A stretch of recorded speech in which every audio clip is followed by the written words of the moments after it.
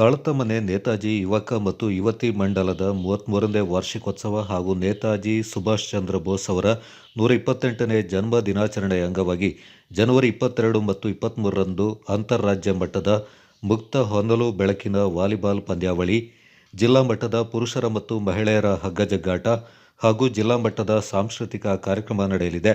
ನಗರದಲ್ಲಿ ಸುದ್ದಿಗೋಷ್ಠಿಯಲ್ಲಿ ಮಾತನಾಡಿದ ತಾಳತಮನೆ ನೇತಾಜಿ ಯುವಕ ಮಂಡಲದ ಅಧ್ಯಕ್ಷ ಕೊಂಡಿರ ಪಿ. ಕಾರ್ಯಪ್ಪ, ನೆಹರು ಯುವ ಕೇಂದ್ರ ಮಡಿಕೇರಿ, ಯುವ ಸಬಲೀಕರಣ ಮತ್ತು ಕ್ರೀಡಾ ಇಲಾಖೆ ಕೊಡಗು, ತಾಲೂಕು ಯುವ ಒಕ್ಕೂಟ ಮಡಿಕೇರಿಯ ಸಂಯುಕ್ತಾಶ್ರಯದಲ್ಲಿ ತಾಳತಮನೆ ಆಟದ ಮೈದಾನದಲ್ಲಿ ಕಾರ್ಯಕ್ರಮ ನಡೆಯಲಿದೆ ಎಂದು ತಿಳಿಸಿದರು.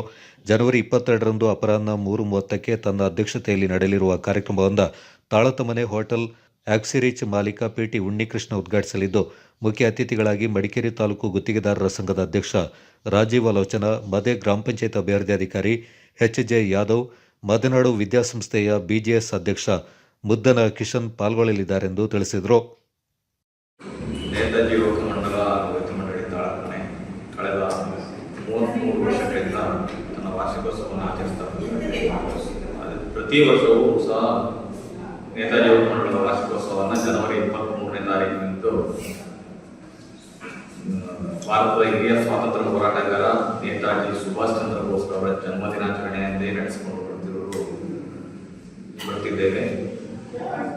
ಈ ಬಾರಿ ವಿಶೇಷವಾಗಿ 22 ಮತ್ತು 23ನೇ ತಾರೀಕಿನಂದು ನಮ್ಮ ಯುವ ಮಂಡಲದ ವಾರ್ಷಿಕೋತ್ಸವವನ್ನು ನಡೆಸಲಿಕ್ಕಿದ್ದೇವೆ.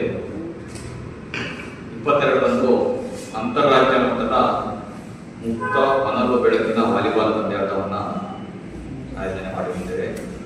ಅದೇ ರೀತಿ 23ರಂದು ಅಪರಾಹ್ನ ಜಿಲ್ಲಾ ಮಟ್ಟದ ಪುರುಷರ ಹಾಗೂ ಮಹಿಳೆಯರ ಹಗ್ಗಜಗ್ಗಾಟವನ್ನು